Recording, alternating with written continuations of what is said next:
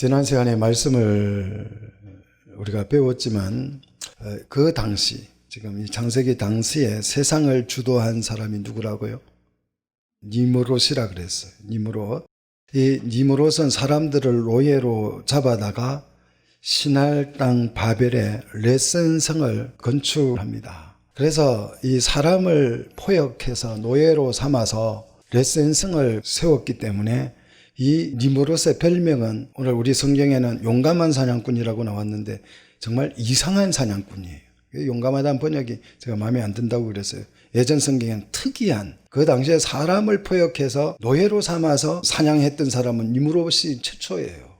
그래서 예전 성경에 어떻게 번역할지를 몰라가지고 특이하다 이렇게 표현을 했는데, 아무튼 정말 괴팍한, 우리가 요즘 말로 하면 괴팍하고 사나운 그런 사냥꾼으로 아주 세상에 이름을 떨쳤습니다. 이 니므롯은 대제국을 건국하고 천하를 호령했습니다. 이 니므롯이 건국한 이 제국이 바로 그 세상 나라를 상징하는, 성경에서 세상 나라를 상징하는 바벨론 제국의 전신이 되는 거예요. 그러니까 이 바벨론이라고 하는 나라는 이 니므롯을 모르면 이해할 수 없는 나라. 이 바벨론의 시조가 바로 이 니므롯이라고 하는 사람입니다.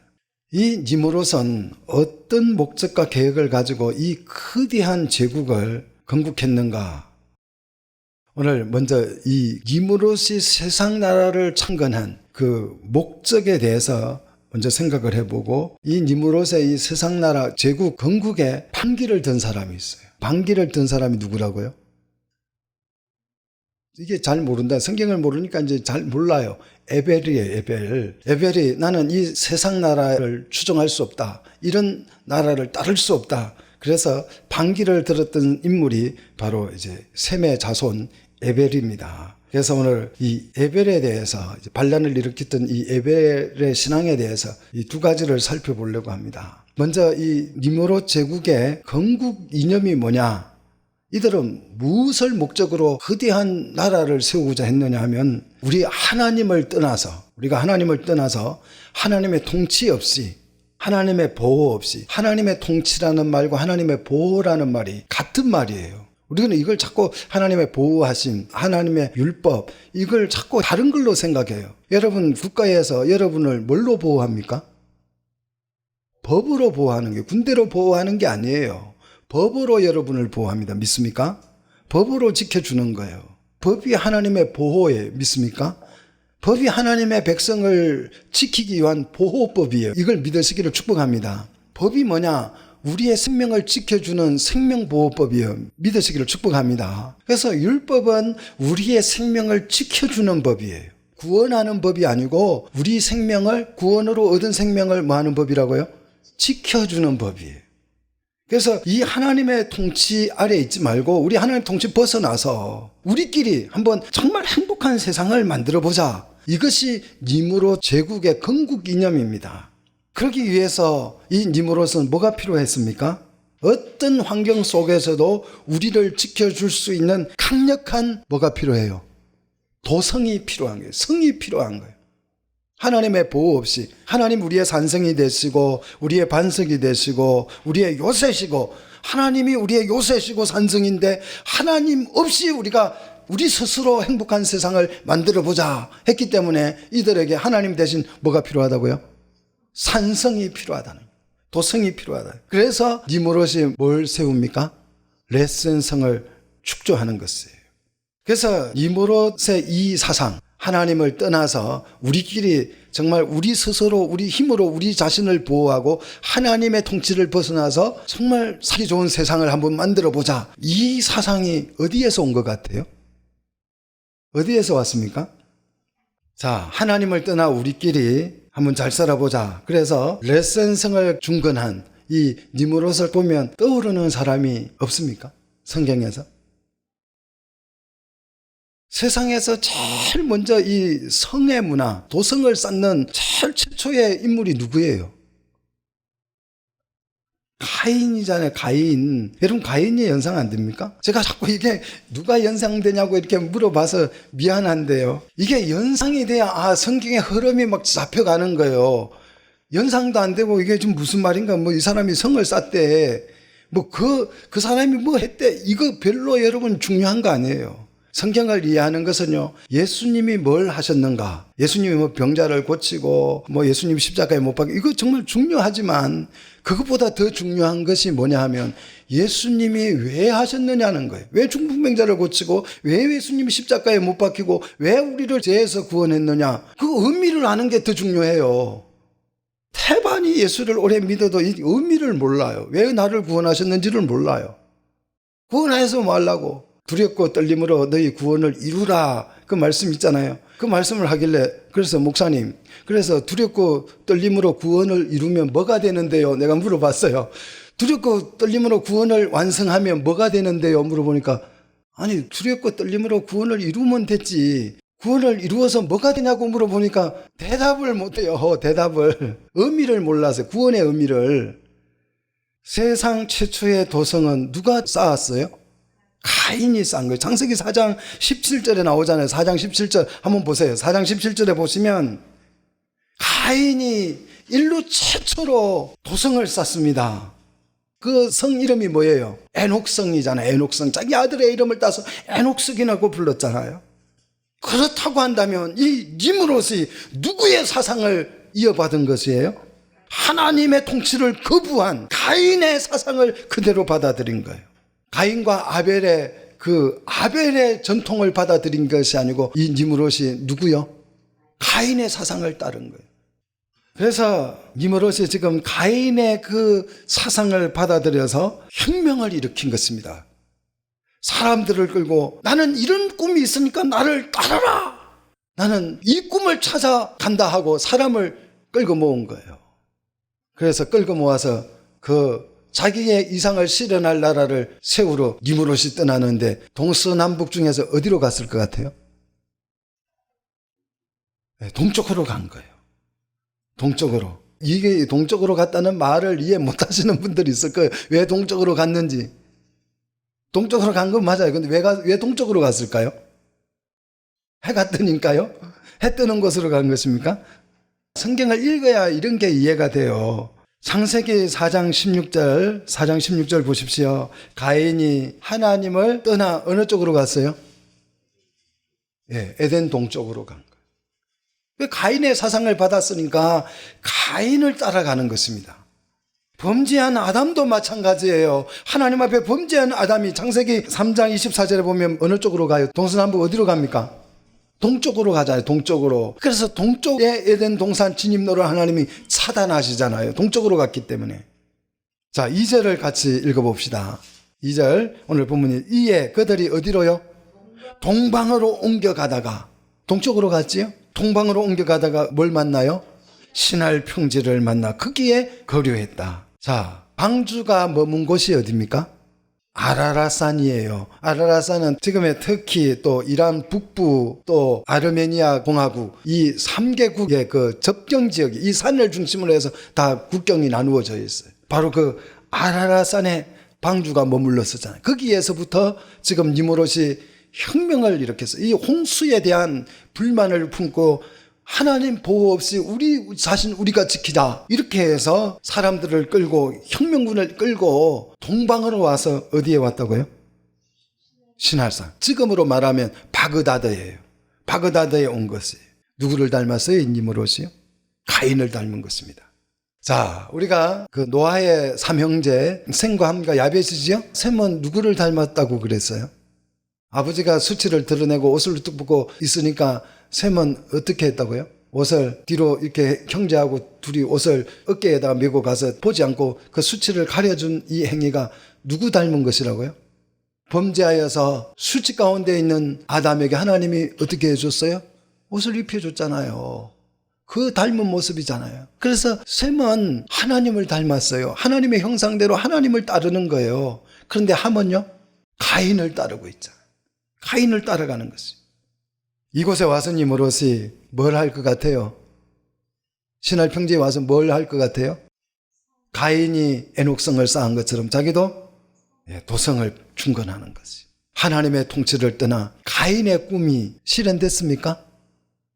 하나님을 떠나서 견고한 에녹성을 쌓았던 이 가인의 꿈은 실현됐어요?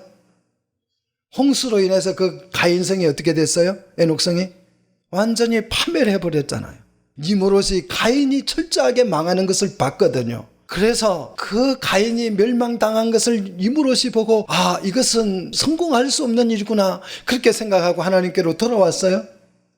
아니에요. 하나님 앞에 엎드려야 정상인데 죄인은 악인은 하나님 앞에 엎드리지 않아요. 오히려 하나님의 그 심판에 대해서 도전하는 것입니다. 그래서 니므롯은 가인의 이 실패를 거울로 삼아서 나는 실패하지 않겠다 이런 결단을 하는 거예요. 그래서 어떤 상황에도 어떤 홍수에도 끄떡없는 나는 도성을 세울 거야 이런 마음을 가진 거지요. 그래서 어떻게 하면 하나님의 보호 없이도 우리가 하나님의 법을 떠나서 하나님의 통치를 떠나서 우리끼리 행복한 세상을 만들어 볼까? 그래서 홍수에도 끄떡없는 성을 건축하기 위해서 이 니므롯이 굉장한 연구를 해요.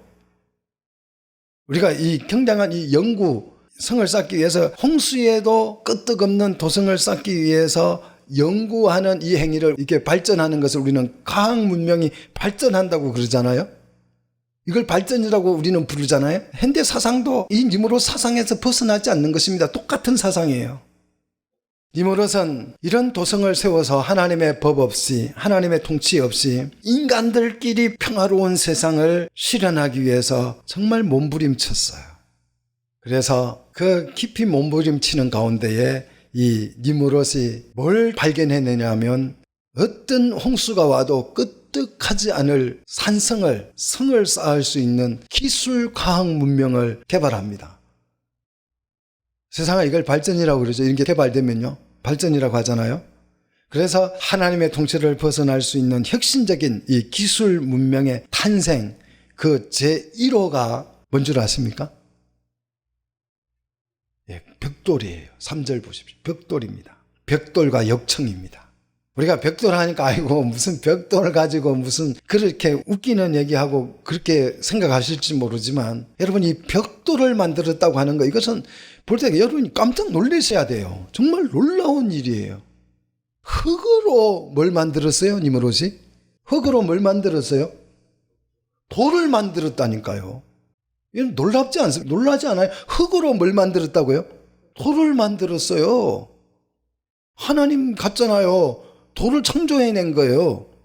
세상 최초의 벽돌을 만든 사람은 누구예요? 니므롯이에요.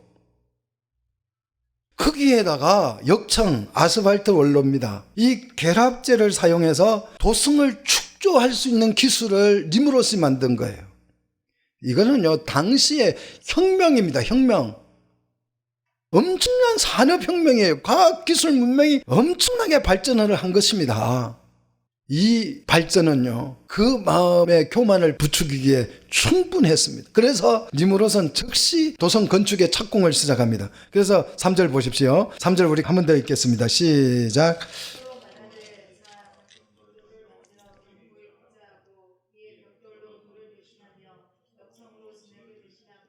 한번 보십시오. 자, 서로 말하되 인간끼리 말을 하는 게 하나님이 없어요. 여기에는 하나님 빠졌지요. 자, 벽돌을 견고히 굽자. 왜 견고히 굽는 것입니까? 어떤 홍수가 와도 끄떡하지 않는 그런 성을 쌓기 위해서 견고히 굽자는 거예요. 그래서 벽돌로 뭘 대신한다고요? 돌을 대신한다. 돌을 대신할 만큼 견고한 벽돌을 그들이 구워낸 것이 굉장한 기술이에요. 이 견고한 벽돌을 구워서 쌓고 흙을 대신해서 뭘 바른다고요? 역청을 바른다는 거예요. 이거는 정말 굉장합니다. 그래서 인간끼리 서로 동료를 하면서 홍수의 끄떡없는 지금 도성을 축조했습니다. 요새를 만든 것이에요. 그리고 그 중앙에다가 지금 뭘 세우려고 그래요? 탑을 세울 거예요. 이 탑이 기념비 탑이에요. 이 어마어마한 어떤 홍수에도 하나님 없이 살 수 있는 이 도성을 축조해 놓고 그 기념비 탑을 지금 세우는 것입니다. 그래서 만국에 선언할 거예요. 이제 우리는 살 수 있다라는 거예요. 하나님 없이도 어떤 홍수에도 어떤 홍수가 와도 우리는 멸망하지 아니할 그런 도성을 우리는 쌓았다. 그래서 그 탑의 꼭대기가 어디에 닿게 하자고요? 하늘에 닿게. 왜 하늘에? 어떻게 하늘에 닿을 수 있어요? 하늘에 닿을 만큼 높은 탑을 쌓자는 거예요. 무슨 뜻이에요? 이 속에 무슨 의미가 들어있습니까? 왜 하늘에 닿게 그렇게 높이 그 기념탑을 세웠습니까? 하나님 한번 보세요, 이거예요. 우리가 만들어 놓은 이 작품 한번 보세요. 당신 보호 없어도 우리는 잘 살 수 있습니다. 이제 당신의 통치 필요 없습니다. 세상은 내가 다스립니다. 이 말이에요. 세상은 내가 다스립니다. 우리 힘으로 우리 생명을 지킵니다. 하나님을 모욕하고 조롱하기 위해서 이 바벨탑을 쌓습니다. 하나님 앞에 적대감을 드러낸 것입니다. 세상은 이런 니므롯의 이 사상은 근본적으로 어디에서 온 것입니까? 가인을 통해서 어디에서 나온 것이에요? 가인을 통해서 더 올라가면 누구에게서? 자, 이사야 14장 13절 보십시다. 이사야 14장 13절. 이 사상이 어디에서 온 건지 그걸 우리가 정확하게 아셔야 돼요. 니므롯의 이 사상이 어디에서 흘러온 것인지. 자, 이사야 14장 13절. 자, 같이 읽습니다. 내가 내 마음에 이르기를 내가 하늘에 올라 하나님의 무별 위에 내 자리를 높이리라. 내가 북극 지폐의 산 위에 앉으리라. 이게 누구를 상징하는 거예요? 사탄을 상징하는 거예요. 사탄이 마음이 교만해져서 하늘에 올라서 하나님의 무별 위에 자기 자리를, 하나님 별 위에다가 자기 자리를 높이리라고 했어. 높이리라고. 사탄의 마음이에요. 사탄은 우리의 마음에 교만을 부추깁니다. 왜 사탄이 우리 마음에 교만을 부추길까요? 이 교만은요, 똑똑하고 많이 배우고 잘 배우고 또 뭐 많이 가지고 그래서 교만하지 않아요. 그랬다고 뭐 많이 가졌다고 해서 교만해지는 거 아닙니다. 부자라고 교만해지는 거 아니에요. 아주 그릉뱅이도 교만한 사람이 있고요. 거지도 교만한 사람이 있어요. 아주 무식하고 못 배운 사람도 굉장한 교만한 사람이 있어요. 왜 이 교만을 사단이 이용할까요? 인간의 취약점이에요. 교만이. 여러분의 취약점은 뭐예요? 교만이라니까요. 아무리 못생겨도 잘생겼다 해보세요. 그냥 입이 찢어진다니까요. 설교 아무리 못해도 여러분이 잘한다 그래 보세요. 자기가 뭐 굉장히 잘하는 줄 알아요.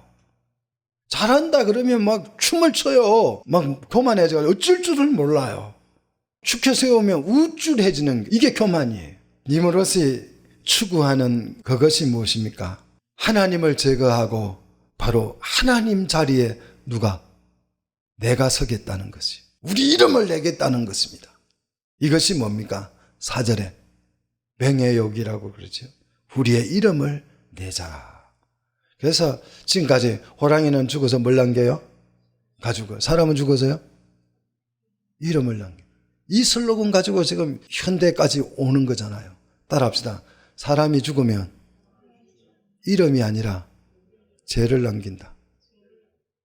그거밖에 남는 게 없어요. 죄밖에 남는 게 없어요. 아마 여러분이 죽어서 여러분의 삶을 볼 수 있다면 부끄러워서 못 살 거예요. 죄가 다 드러난 걸 보면. 내가 이렇게 많은 죄를 지었을까? 정말 내가 이렇게 나쁜 놈일까? 그런 생각을 하게 될 거예요. 근데 우리는 이름을 남기지 죄를 남긴다는 사실을 모르고 살아요. 지금도 우리 속에는 이런 혁명이 여전히 남아있어요. 여성들이 반란을 일으켰잖아요. 옛날에는 이제 엄마들을 부를 때 순이 엄마, 영희 엄마 이렇게 불렀어요. 근데 여성들이 그거 싫다 이거예요.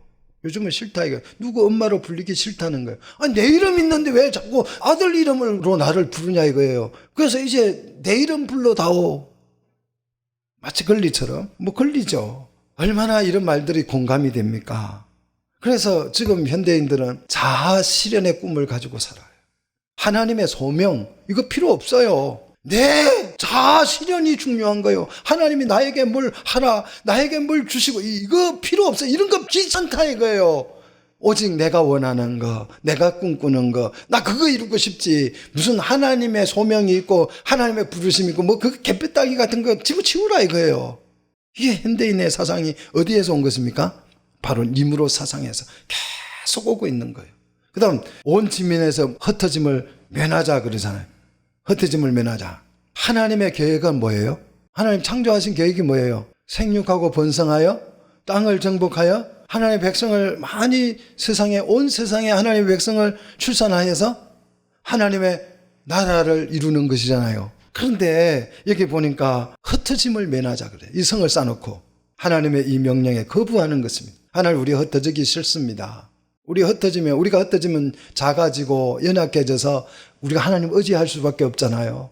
그러니까 흩어지기 싫어요. 우리끼리 똘똘 뭉쳐서 우리끼리 힘을 키워서 하나님의 도움 없이도 우리끼리 우리 보호하고 잘 살 수 있어요. 이 말이에요.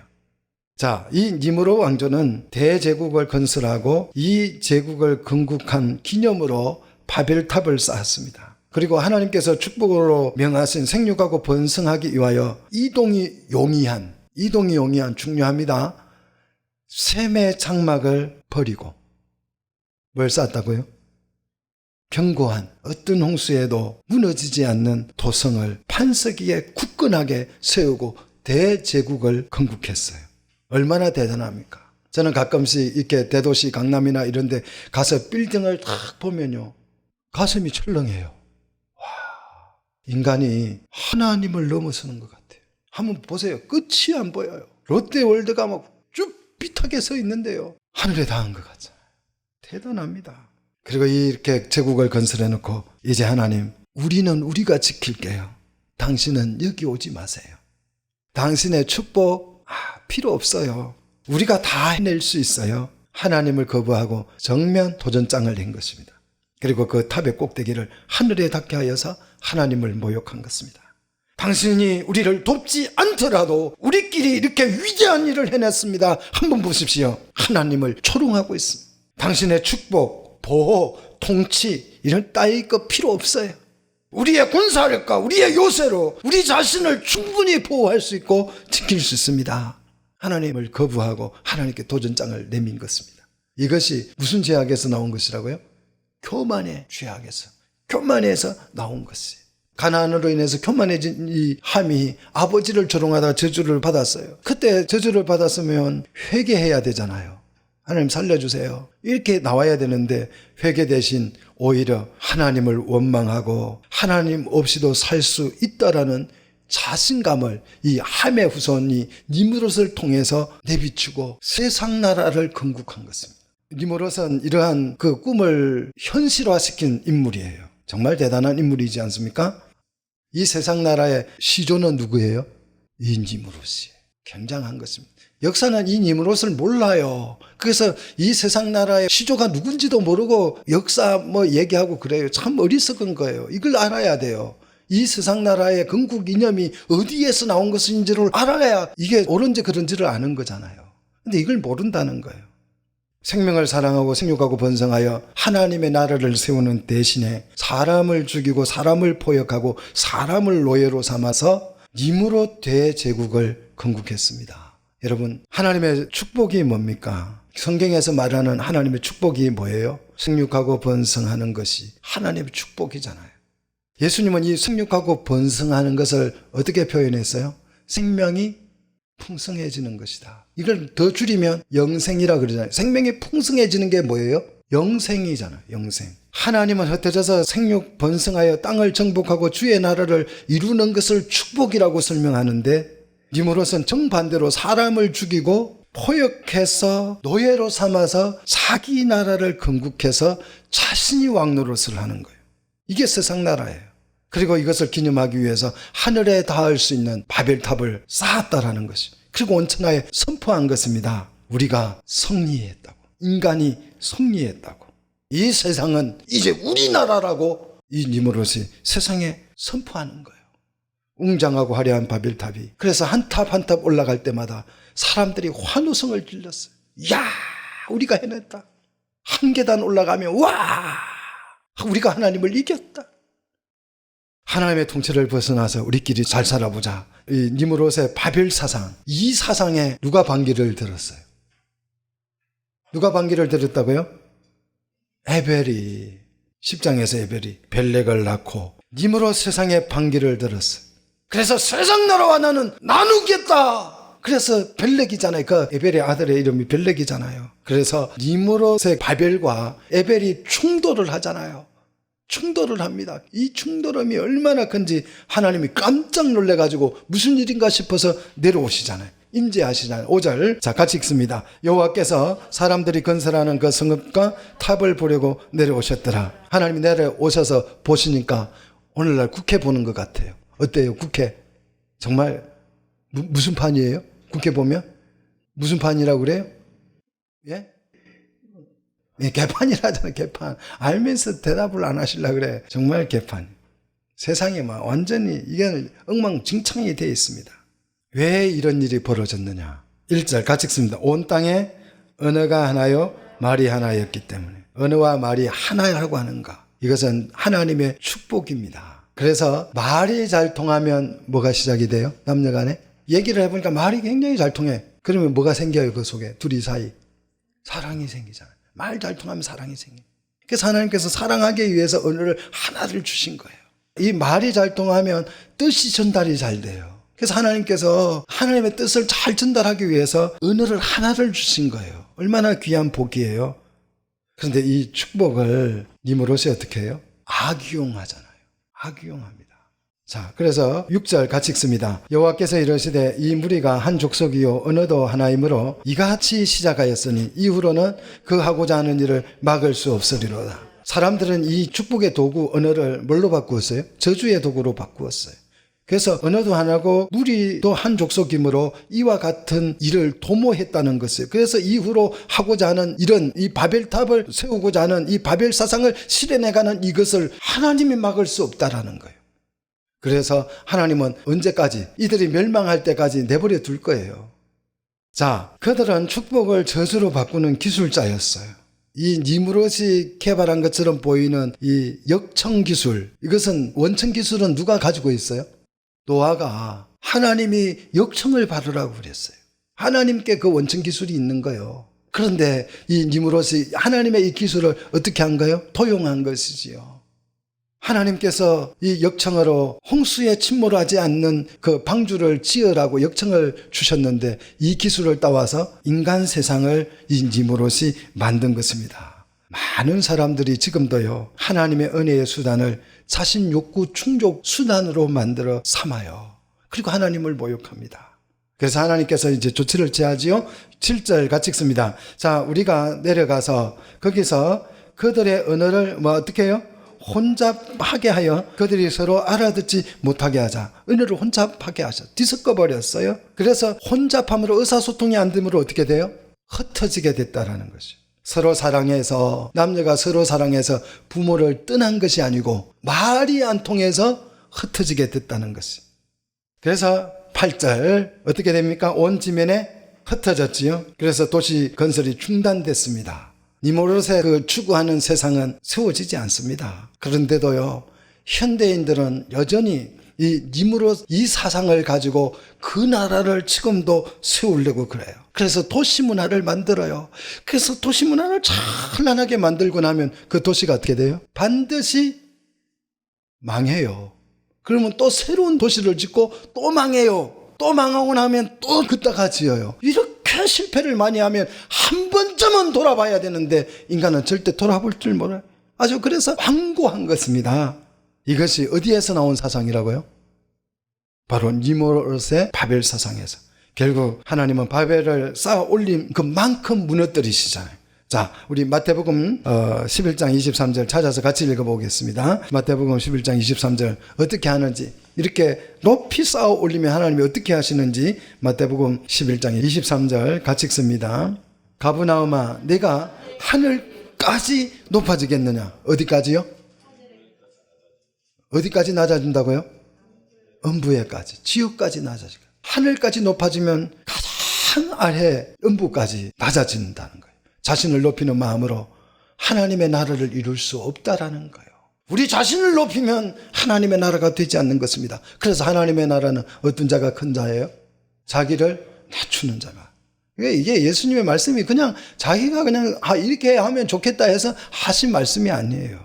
하나님의 나라를 추구하는 사람은요 자신을 낮추는 사람입니다. 하나님 입장에서는 사람을 흩으셨다고 표현해요. 곡식을 뿌릴 때 어떻게 해요? 흩어 뿌리잖아요. 그리고 이 흩어 뿌려서 곡식이 열매를 맺으면 어떻게 해요? 다시 모으잖아요.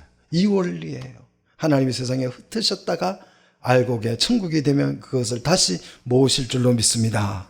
이 흩으심을 하나님은 흩으셨다고 말하고 에벨은 나뉘었다고 말을 했습니다. 나뉘었다고 표현했어요. 그래서 니무롯이 주도하는 세상 나라와 에벨이 추구하는 하나님의 나라가 나뉘어진 것입니다. 이 나눔에 대해서 여러분이 정확하게 이해를 하셔야 돼요. 우리가 세상이 나뉘었다 그러니까 우리 생각에는 50대 50으로 딱 나누어진 것 같지요. 그렇지 않으세요? 딱 나누어진 것 같아요. 이 세상 나라를 추구하는 이무롯이 대제국을 건국했다면 에벨이 주도하는 하나님의 나라는 적어도 이 나라보다 크지는 않더라도 적어도 이 나라 수준이 되겠지요. 나뉘었으니까, 세상이 딱 나뉘어졌으니까 그렇게 생각하기가 쉬워요. 그런데 이 에벨이 추구하는 하나님의 나라는 사실요, 형편없어요. 그건 다음 시간에 살펴보도록 하겠습니다. 형편없어요. 하지만 이 형편없는 나라를 하나님이 어떻게 하냐면 강대하게 하실 줄 믿습니다. 이 에벨이 추구했던 이 나라가 니므롯을 어떻게 해요? 제압합니다. 정말 성경을 읽어보면, 창세기를 읽어보면 너무 흥미진진해. 아브라함이 318명 데리고 가가지고 이 니므롯을 어떻게 해요? 단번에 깨버리잖아요. 여호수아가 어떻게 해요? 그냥 애굽에서 종살이 하던 사람들 끌고 들어가가지고 무기도 없이 여리고성을 어떻게 해요? 점령해버려요. 놀랍지 않습니까? 이게 성경의 이제 기록 내용이에요. 이 두 나라가 이제 나뉘어서 충돌하기 시작하는 거예요. 여러분, 다음 시간에는 이 하나님의 나라를 추구하는 이 에벨에 대해서 공부를 하도록 하겠습니다.